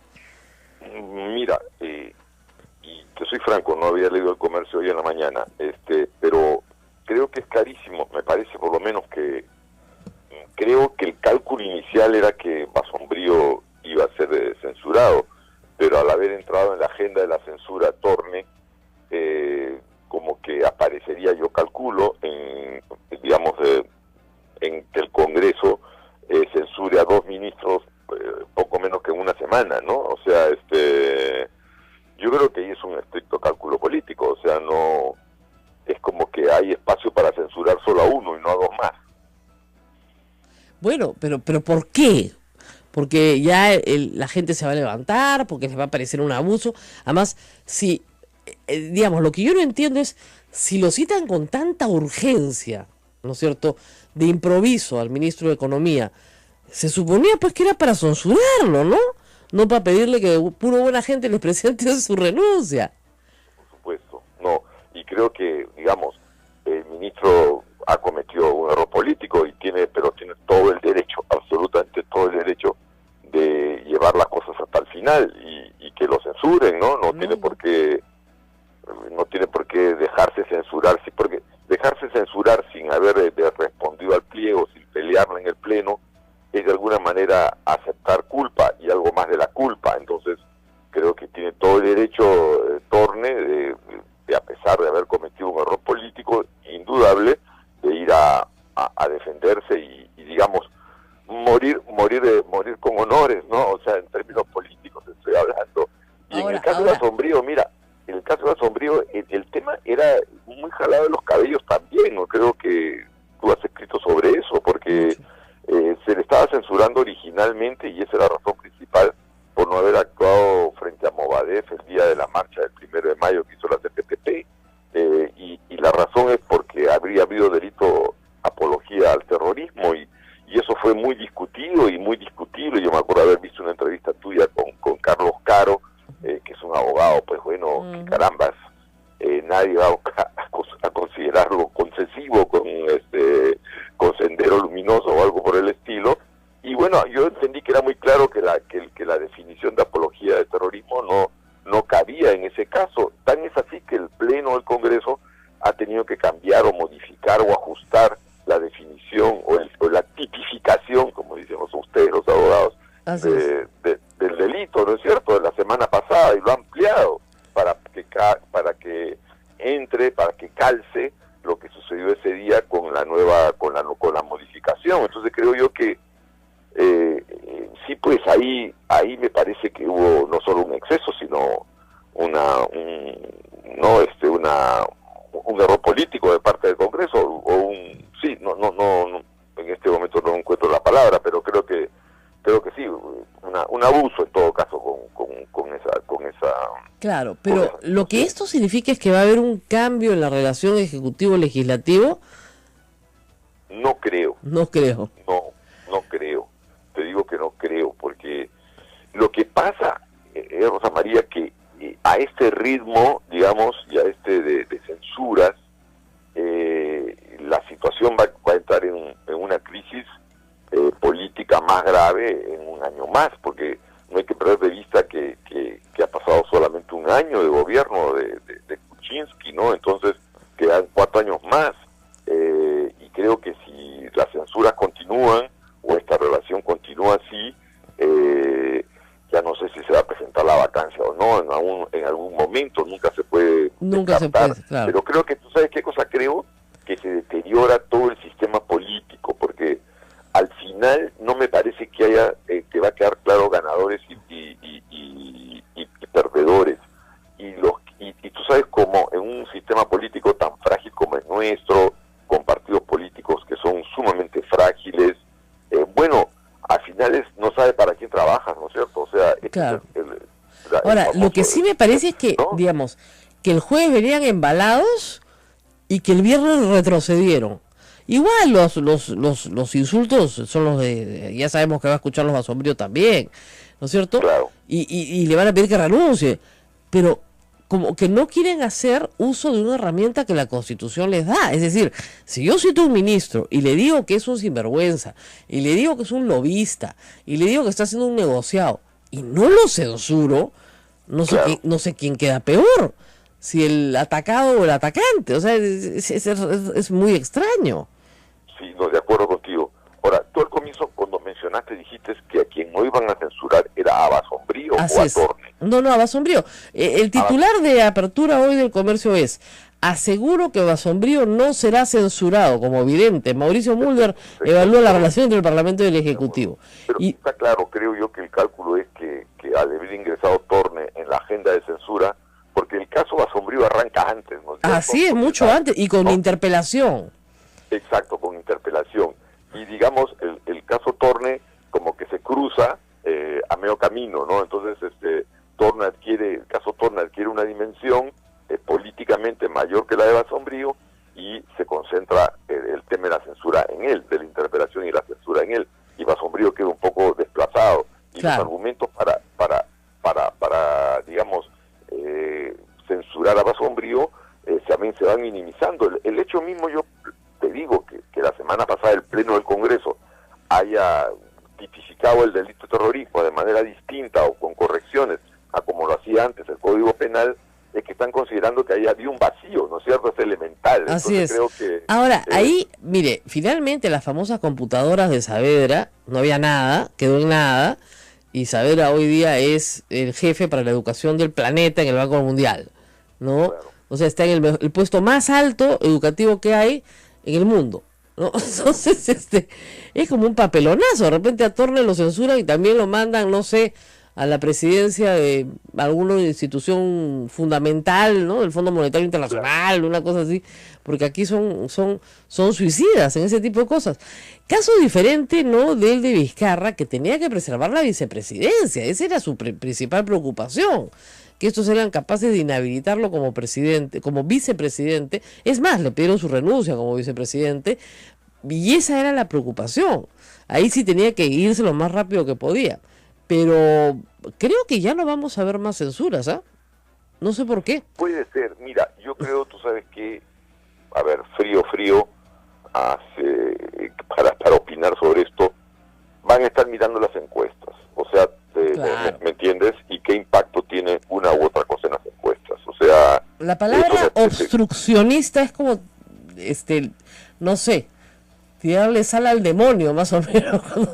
Ahora, María, yo te digo una cosa. Creo que en esta dinámica que se ha establecido desde el año pasado, sin duda la oposición tiene una responsabilidad clara.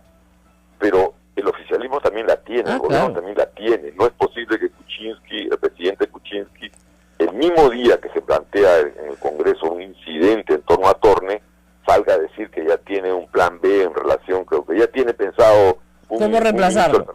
No, y en la noche da un mensaje al país donde dice que es lo máximo, la maravilla humana, y que no se va a ir. ¿Te das cuenta? Eso no puede ser posible. Los mensajes complicados, ¿no? Claro, hay una responsabilidad también de parte del gobierno. O sea, creo que el gobierno tiene que establecer un tipo de relación con el Congreso, pero como se dice, pato gallareta, una u otra, pero tiene que establecer, no puede estar en esta ambigüedad, ¿no? Si va a tensar con el Congreso, que tense, ¿no es cierto? O sea, y si quiere llegar a un acuerdo con el fujimorismo, que llegue. Que yo lo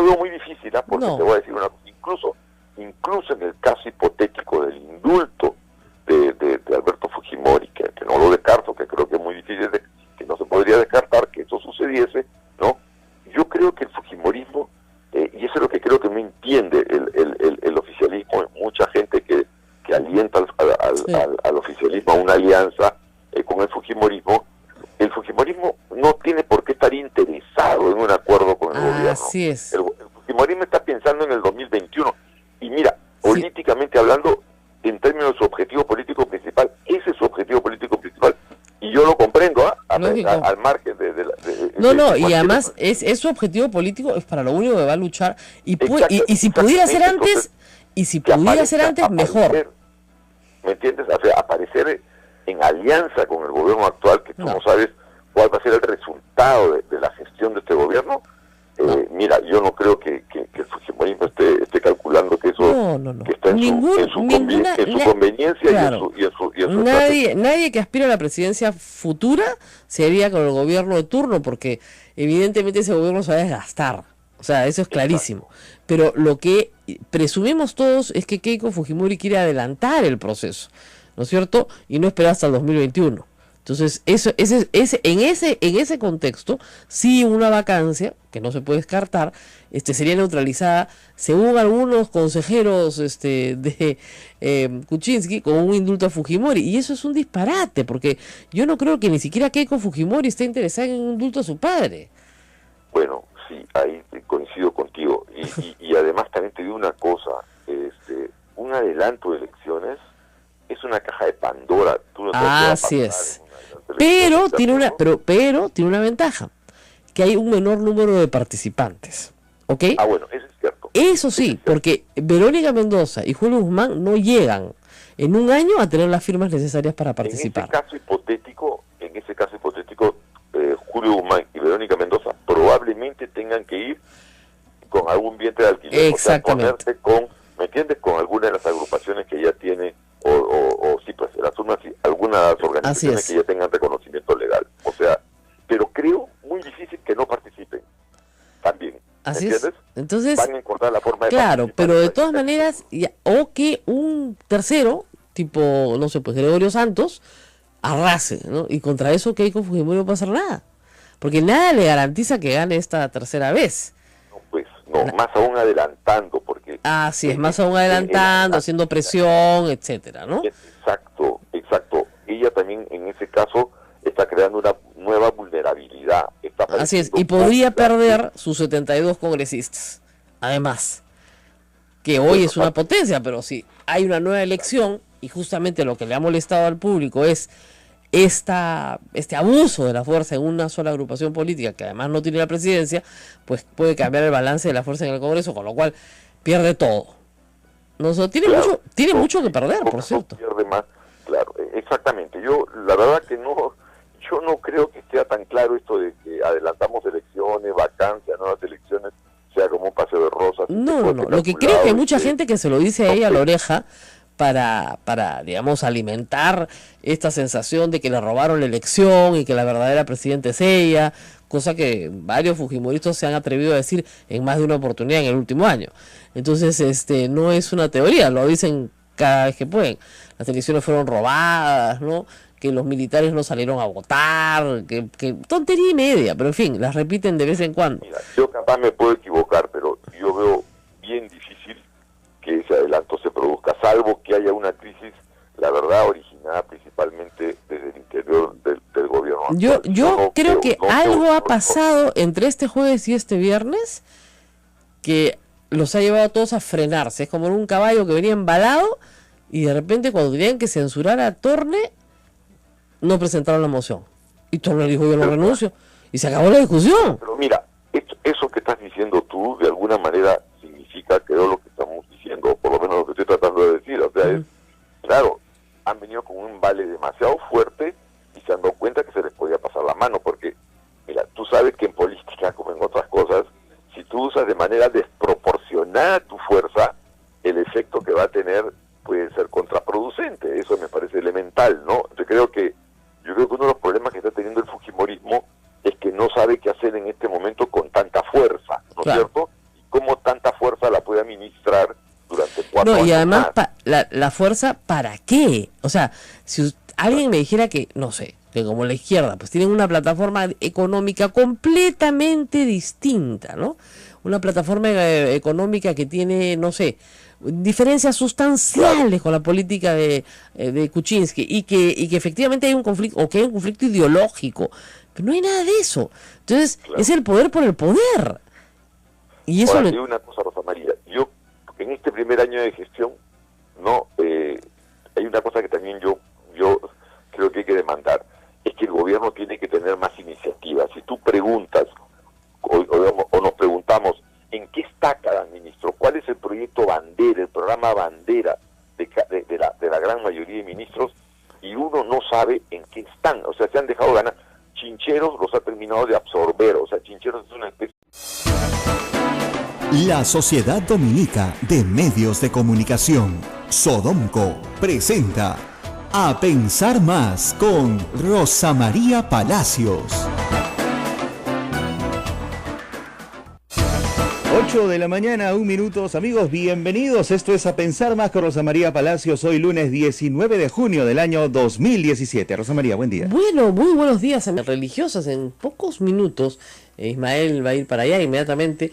La conferencia episcopal va a hacer un anuncio muy importante para la comunidad católica peruana y también latinoamericana. Se trata de una gira del Papa por estas tierras de América del Sur, pero no tengo nada más que eso que decirles por ahora, puesto que la primicia la tiene la conferencia episcopal peruana. Lima visita el Perú, por lo tanto no es el obispo de Lima el que tiene que dar la noticia, sino la conferencia episcopal peruana, dado que visita todo el país, y no solamente se va a quedar ahí los obispos, además de la fecha, los lugares, en fin, una visita del Papa al Perú. Como ustedes saben, el Papa vino en 1984, la segunda del 88. La visita del 88 fue muy cortita, fue de un día.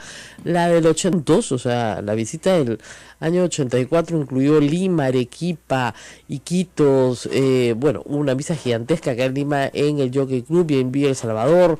Entonces hubo muchos puntos de reunión. Duró varios días y claro, creo que dejó al Papa exhausto. La verdad fue una cosa de un Papa al Perú. Imagínense ustedes si hubieran pensado, ¿no?, nuestros antepasados, que un Papa podía venir al Perú. Sí, si no, cuando éramos señor Ratzinger, conocía el Perú y había venido al Perú de visita en su cargo de obispo, digamos, de obispo rector de la Sagrada Congregación de la Fe, pero nunca como Papa. Y luego, bueno, le ha tocado el turno a Francisco, que es un Papa latinoamericano, y que se entendía que en sus primeros años no iba a favorecer Latinoamérica, salvo compromisos ya adoptados por el Papa Benedicto, como, ¿no es cierto?, el Encuentro Mundial de Juventud en Brasil, que ya había sido adoptado como compromiso, porque no quería que se pensara que era un Papa solo para Latinoamérica, sino más bien es un Papa para el mundo, ¿no? Entonces no podía favorecer demasiado. Ha tenido ya una gira en Sudamérica, ustedes recordarán que visitó a los países más pobres del continente, ¿no? Ecuador, Bolivia y Paraguay, y no ha regresado a Argentina desde que asumió el papado. Ya van a ser 3 años. Sí. Entonces, no, más de 3 años, yo te diría 4 casi ya. Entonces, no ha regresado a Argentina físicamente ni por una vacación, o sea, para nada. Obviamente mucha gente de Argentina va a visitarlo al Vaticano. Tampoco ha regresado, bueno, a Brasil sí, para el Encuentro Mundial de Juventudes, pero nada más. Y sí, ha ido a Cuba, también es otra visita importante, y a México también, otra visita importante, pero no a Sudamérica, ¿no? Esta parte de América del Sur sí nos tienen en el pendiente. Pues ya se sabía desde hace algunas semanas que por algunos trascendidos en Argentina más bien, o en Uruguay, en otros países de Latinoamérica, que el Papa iba a emprender una gira a América Latina. Pero se ha querido que hoy se diga en todos los países, de forma conjunta y de manera oficial, que el Papa nos visitará. Para eso se ha pedido a los presidentes, en el caso del presidente del Perú, Pedro Pablo Kuczynski, va a asistir a las 9 de la mañana a la conferencia episcopal, acá en Lima, acá cerquita, estamos cerca, ¿no, Ismael? Sí, relativamente cerca. Jesús María, cerca Palacio de Gobierno, no está lejos, y se va a hacer el anuncio ahí por el presidente de la conferencia episcopal peruana, ¿no es cierto?, que representa a todos los obispos del Perú, que son pares, ¿no es cierto? Ellos eligen a un presidente que no es el primero entre los pares, sino es par entre los pares, y él va a hacer el anuncio con el presidente de la República, dado que ustedes también tienen que recordar que el Papa es jefe de Estado, además de el líder mundial de una religión, es también un jefe de Estado.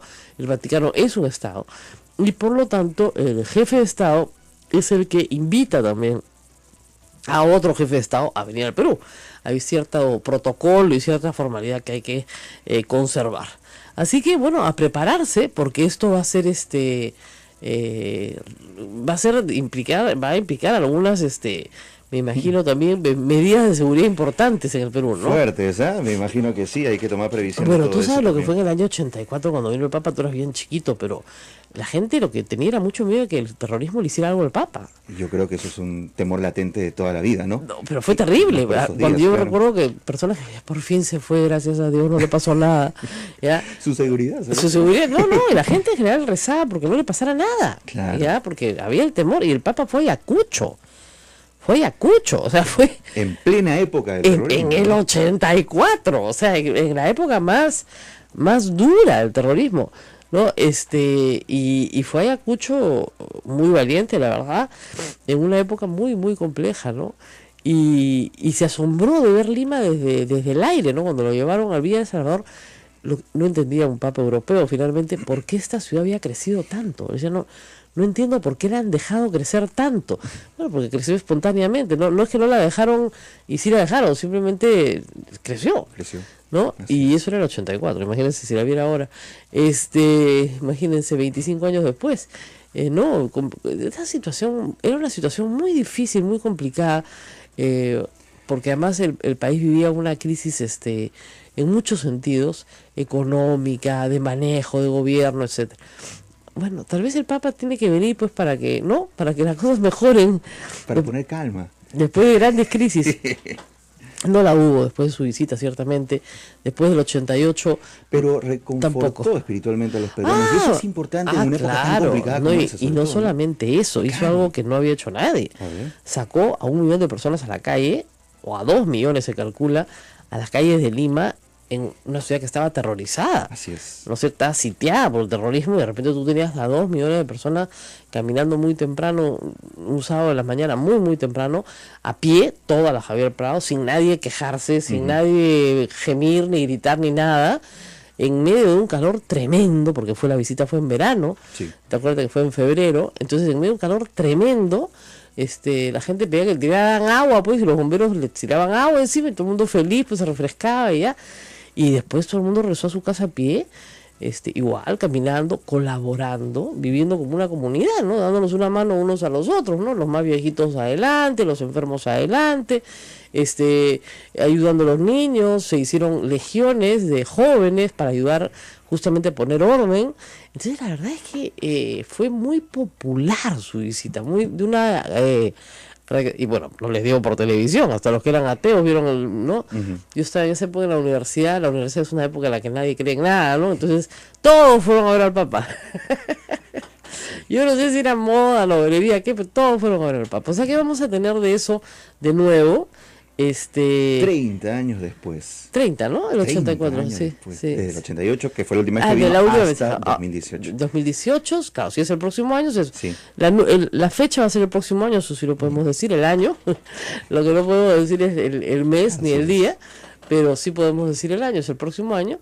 Y por eso se está haciendo el anuncio, porque ustedes saben que una visita para de esta envergadura demora mucho tiempo en ser preparada, ¿no es cierto? De conga, ¿no es cierto? O sea, para este gobierno y todo el propio problema de Torne es en torno a Chincheros, o sea, termina siendo Chincheros un caso emblemático, pero no hay identidad del parte del gobierno de lo que está haciendo. Su proyecto de poner agua y desagüe se ha perdido, o sea, Así que es más importante. Sus fuerzas, ¿me comprendes? Uh-huh. O sea, uno de los pocos que creo que tú sabes más o menos qué está haciendo es Sombrío. Puedes estar en contra de él, pero tú sabes más o menos en qué está, ¿no? Claro. O sea, pero el resto de ministros, hoy no hay identidad en sus gestiones. No, y además, como tú dices, los mensajes se van perdiendo, los verdaderos mensajes, porque finalmente Chinchero no va a costar pues 3 ministros, ¿no? No, ya costó Vizcarra, ya costó Torne. Mira que 3 ministros, incluyendo un ministro que es vicepresidente y un ministro de Economía, que creo que en los últimos 16 años nunca se han tocado.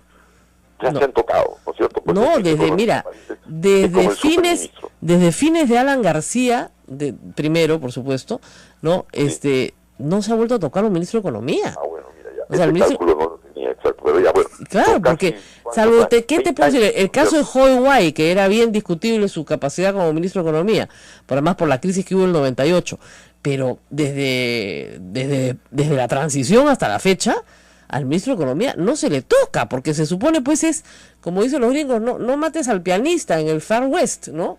O sea, dispara a todos lados, pero ahí no, pues, porque nos tiene que durar para el mes que viene. Y efectivamente, los efectos de la política se están comenzando a ver en la economía. Hoy las cifras del BCR no son nada alentadores, porque lo que te dicen es que se ha contraído la demanda interna, y al contraerse la demanda interna en el último trimestre, las expectativas de inversión privada se reducen. Ahora, es cierto también que el tema principal que tiene este gobierno no es destrabar la economía. El problema principal que tiene este gobierno es destrabar la política, ¿no es cierto? Así es, para poder así destrabar la economía. Si no vas a destrabar la economía nunca. Así es. Si no destraba la política, no destraba la economía. Y ojalá que así lo entendieran. Pero los que sabemos no nos llaman, pues. Muy bien, Santiago. Muchísimas gracias por estar con nosotros esta mañana en Radio Santa Rosa. Nosotros vamos a hacer una pausa y regresamos con los jóvenes de Habla Castañeda. Han reunido ya 25.000 firmas. Se van a presentar al Jurado Nacional de Elecciones este miércoles a las 2:30 de la tarde. El propósito es hacer ejercicio de un derecho ciudadano, el derecho a la rendición de cuentas, a que la persona a la cual uno ha elegido le explique qué es lo que ha hecho con su plata, para ponerlo en los términos más simples.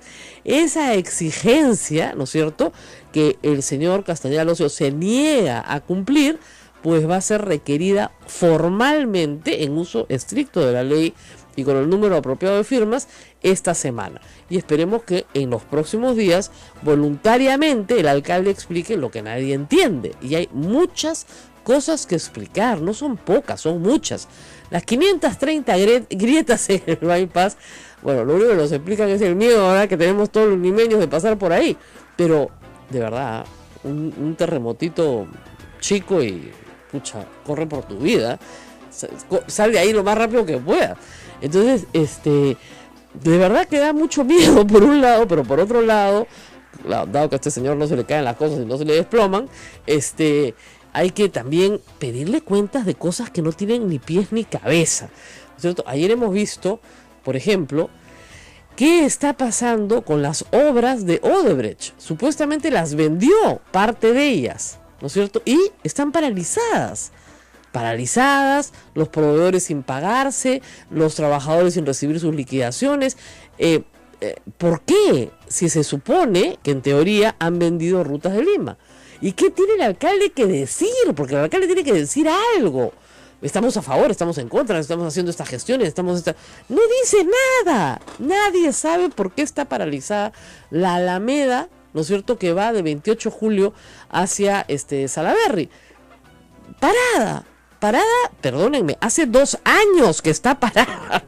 Bueno, ese era un clásico, ¿eh? El Entopolitano fue su chapa porque se demoró 4 años en hacer lo que ya estaba hecho, ¿no es cierto? Bueno, porque, digamos, esa vía en la vía expresa ya estaba hecha, ¿no?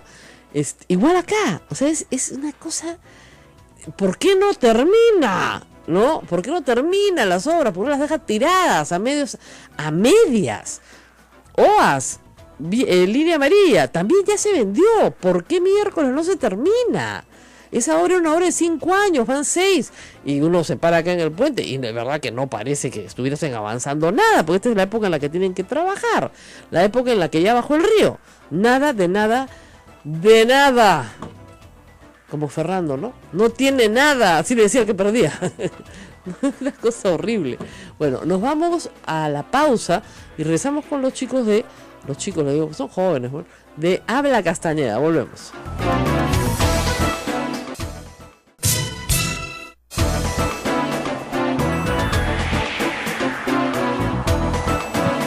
Muy buenos días nuevamente, amigos, en todo el Perú. Esta es una noticia limeña, pero que puede servir de ejemplo para otras localidades en el Perú que tengan los mismos problemas que tenemos acá. Es decir, la rendición de cuentas no es lo que más les gusta a nuestras autoridades políticas. Y si tenemos a alguien a quien no le gusta rendir ninguna cuenta nunca, ese es a Luis Castañeda Locio. ¿Nos lo merecemos? Sí, nos lo merecemos porque votamos por él. Yo no, ustedes sí. Así que podría decir, aguántenselo, ¿no? Pero aquí Andy Phillips y Tania Ramírez son promotores con un grupo muy grande de jóvenes de la iniciativa Habla Castañeda, que quieren ejercer, en ejercicio de la ley, porque la ley así lo dice, la ley de participación ciudadana, el derecho a que se les rinda cuentas. Me dicen que son 108 preguntas ya, de asuntos absolutamente vecinales. O sea, nadie le está preguntando al señor Castañeda de Comunicore, ni en qué se gasta la plata con su familia. No. Le están preguntando, oiga, señor Castañeda, ¿cuánto costó el bypass, no? Por ejemplo, no estamos preguntando cosas raras, ¿no? Preguntas que deberían haber sido respondidas en su oportunidad, pero que ante el silencio reiterado, ante una política de poca transparencia, ante sesiones de congreso, de consejo a las que no asiste, y a las que asiste 2 minutos y deja a su teniente alcaldesa, ante toda esa situación donde no puede entrar la prensa, donde no se pueden hacer preguntas, donde se aprueban las cosas al carpetazo, bueno, muy bien, ante esa situación se le ha planteado un pliego muy largo de preguntas y estos jóvenes con mucho esfuerzo, ya tienen casi un año, han recogido 25.000 firmas y se van a presentar este miércoles a las 12:30 de la tarde en el Jurado Nacional de Elecciones. Así es. Gracias, Andy y Tania, por estar con nosotros. Cuéntenos un poco cómo ha sido esta experiencia, porque esto tiene varios meses. Cuéntenos cómo ha sido el recorrido hasta que finalmente consiguieron las 25.000 firmas. Sí, en primer lugar, muy buenos días, Rosa María, gracias también a la radio Santa Rosa y sobre todo gracias por abrir un espacio a la ciudadanía organizada que creo que pocas veces pasa. En primer lugar, creo que hay que señalar que la campaña ha sido dura, la recolección ha sido un trabajo arduo por parte de los voluntarios de Habla Castañeda y efectivamente